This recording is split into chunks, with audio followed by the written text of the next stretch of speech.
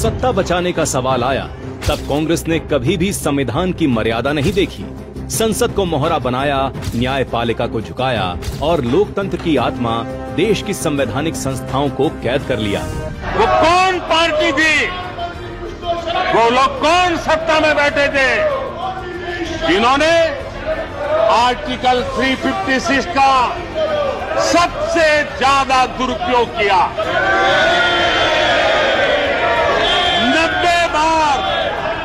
90 बार चुनी हुई सरकारों को गिरा दिया।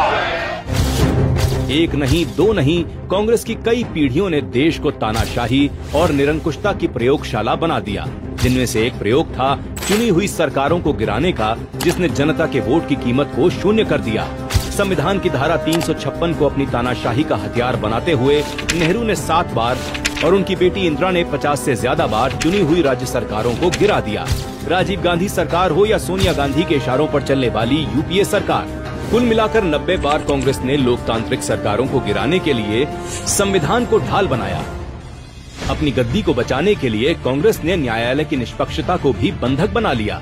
इलाहाबाद हाई कोर्ट ने जब इंदिरा गांधी को चुनावी भ्रष्टाचार का दोषी ठहराया, लेकिन इंदिरा ने न फैसला माना न इस्तीफा दिया, उल्टा देश पर आपातकाल थोप दिया।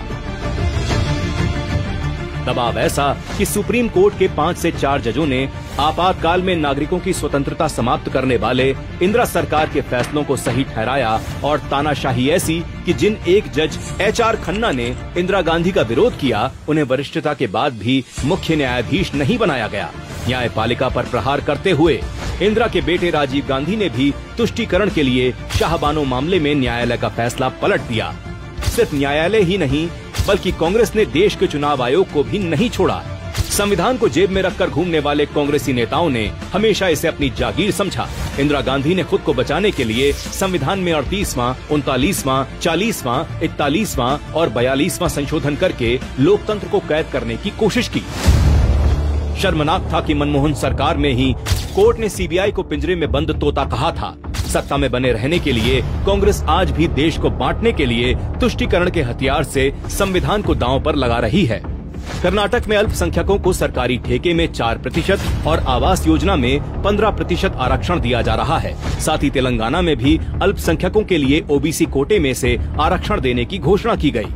नेहरू, इंदिरा, राजीव से लेकर राहुल गांधी तक कांग्रेस में एक बात जो कभी नहीं बदली, वो ये कि संविधान और संवैधानिक संस्थाएं तब तक ठीक हैं जब तक वो सत्ता के रास्ते में बाधा न बने, अन्यथा उनका कोई मूल्य नहीं। आज जब ये संस्थाएं आजाद हैं, स्वतंत्रता से अपना काम कर रही हैं, दोषियों को सजा मिल रही है, तो कांग्रेस के पेट में दर्द होना स्वाभाविक हो जाता है।